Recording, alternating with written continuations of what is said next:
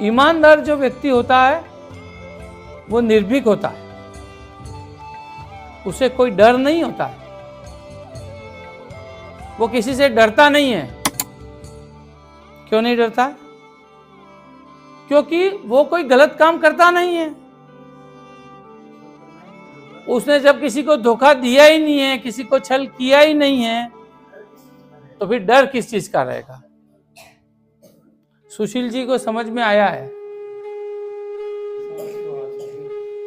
तो सच्चा आदमी, ईमानदार आदमी निर्भीक होता है। वो जानता है कि यदि उस पर कोई आरोप भी लगा है, यदि कोई उसे गलत भी कहे, तो एक ना एक दिन वो सच्चा साबित होगा। उसके ऊपर लगाई गई बुराइयां, उसके ऊपर लगाए गए आरोप सभी मिथ्या होंगे, ये उसको पता होता है, इसीलिए वो निर्भीक होता है। तो हमें ईमानदारी पे रहना चाहिए। मैं एक राजा और किसान की कहानी बताता हूं। एक राजा थे, वो प्रातः उठ करके टहलने के लिए निकलते और चलते चलते अपने शहर की सीमा से बाहर चले जाते हैं। शहर की सीमा के बाहर नदी के किनारे एक खेत था और उस खेत पर एक किसान हल जोत रहा था। सर्दी का मौसम था, हल्की हल्की सर्दी थी, उसके बावजूद भी वो पसीने से तरबतर था। राजा उसको कहते हैं कि भाई तुम इतनी मेहनत करे हो, इस सर्दी में भी तुम पसीने से तरबतर हो, तो दिन में कितना कमा लेते हो? तो किसान कहता है कि मैं दिन में 1 स्वर्ण मुद्रा कमा लेता हूं। राजा पूछते हैं कि उस 1 स्वर्ण मुद्रा से क्या करते हो? किसान कहता है कि राजन, उसके 1/4 को मैं अपने पे खर्च करता हूं, उसका 1/4 मैं ब्याज पे देता हूं,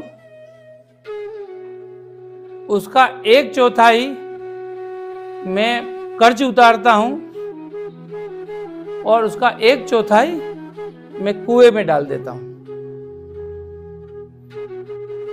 राजा कुछ समझ नहीं पाता है, बड़ा आश्चर्य करता है कि ये कौन सी फिलोसॉफी है कि मतलब 1/4 ये बांट करके खर्च कर रहा है।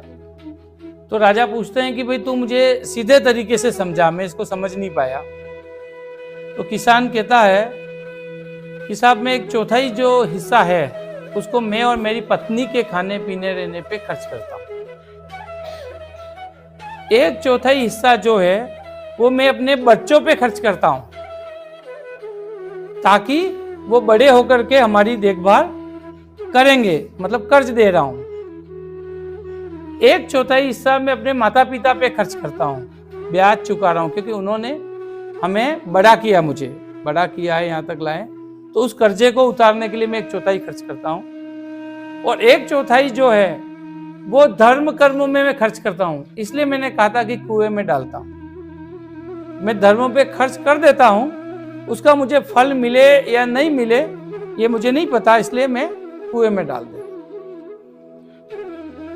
राजा को बात बहुत ही समझ में आई।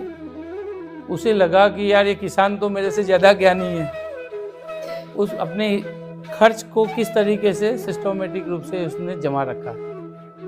राजा उससे प्रभावित होते हैं और राजा उसको कहते हैं कि तेने मुझे ये जो बताया है कि 1/4 का क्या कारण है, अब तू किसी को बताना मत, जब तक तू मेरा 100 बार मुंह नहीं देखे।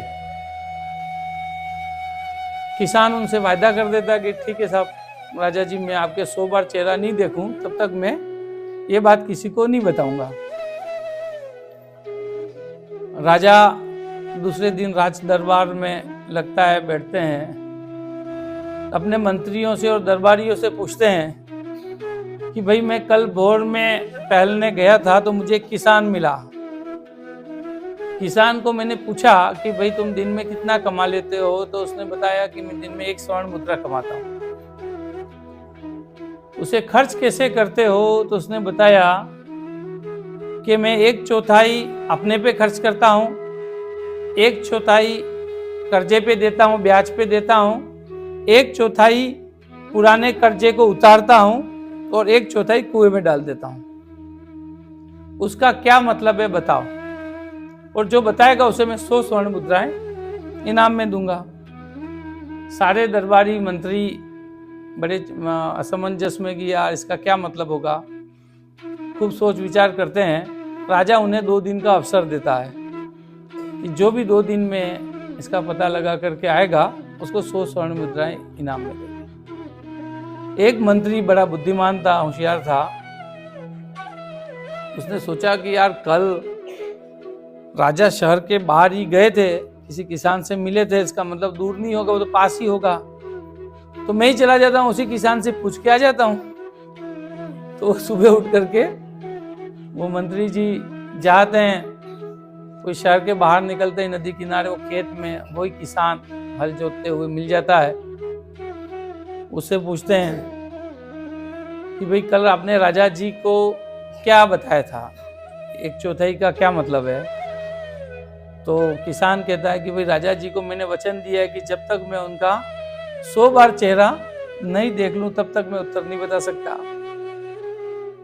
मंत्री बुद्धिमान था, वो अपने 7 स्वर्ण मुद्राएं लेके गया था, तो उसने 100 स्वर्ण मुद्राएं निकाल करके उसको दे दी। उसको कहा कि देख ले भाई राजा जी का चेहरा उस पे स्वर्ण मुद्रा पे है। तो किसान ने स्वर्ण मुद्रा उठाई, चेहरा देखा, दूसरी उठाई, मतलब 100 स्वर्ण मुद्रा उठा के रख ली, 100 बार चेहरा देख लिया। किसान ने उसको बता दिया। दूसरे दिन मंत्री ने आकर के राजा को बता दिया। राजा को लगा ये बात तो किसान ने ही बताई दिखती है। राजा बड़ा क्रोधित होते हैं कि किसान ने मतलब मेरे साथ धोखा किया, मेरे वचन को तोड़ दिया उसने और बता दिया। तो तुरंत ही सैनिकों को भेज करके बुलवाया जाता है किसान को। किसान राज दरबार में आता है, उसको पूछते हैं कि भाई तेरे को मैंने कल जो कहा था उसमें तेने क्या वायदा किया था। उसने कहा साहब आपने वायदा किया था, मैंने वायदा किया था आपसे कि मैं आपका 100 बार चेहरा देखूं उसके बाद मैं आपको ये बात बताऊंगा। तो फिर तुमने वायदा तोड़ कैसे दिया। उसने नहीं, मैंने 100 बार आपका चेहरा देखा है, ये रही 100 स्वर्ण मुद्राएं, प्रत्येक पे आपका चेहरा है, ये देखने के बाद ही मैंने ऐसे बताया है। तो राजा उसकी ईमानदारी और सत्यवादिता पे बड़े खुश होते हैं। वो कहते हैं यार तेने काम तो सही किया, तो उसे 100 स्वर्ण मुद्राएं इनाम में और देते हैं। तो मतलब आपको किसी भी बात में ईमानदारी रखनी ही चाहिए और आपकी ईमानदारी का इनाम आपको 100% मिलेगा।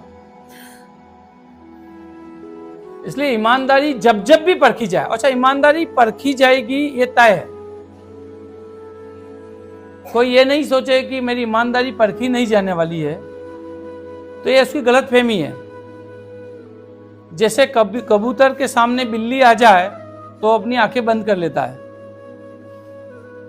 तो समझता है कि बिल्ली ने देखना बंद कर दिया। ऐसा नहीं है, बिल्ली तो उसको देख ही रही है, उसका देखना बंद हुआ है और उसका देखना बंद होने की वजह से उसके बचाव के सारे उपाय बंद हो गए। यदि वो स्वयं भी देख रहा होता तो बचाव का प्रयास करता। यदि आप ही अपनी आंखें बंद कर लेंगे और आपको लगेगा कि मुझे मेरी ईमानदारी को कौन देख रहा, मैं तो मेरे रूम में क्या कर रहा हूं या मेरे वर्क स्थल पे क्या कर रहा हूं या मैं कहीं और हूं तो क्या कर रहा हूं, मेरी पत्नी कहाँ देखने आ रही है, मेरा दोस्त कहाँ देखने आ रहा है या मेरा बॉस कहाँ देखने आ रहा है, यदि आप ऐसा मानते हैं तो आप अपने आप से धोखा कर रहे हैं। क्योंकि एक ना एक दिन ईमानदारी परखी जाएगी और वो खुलेगी।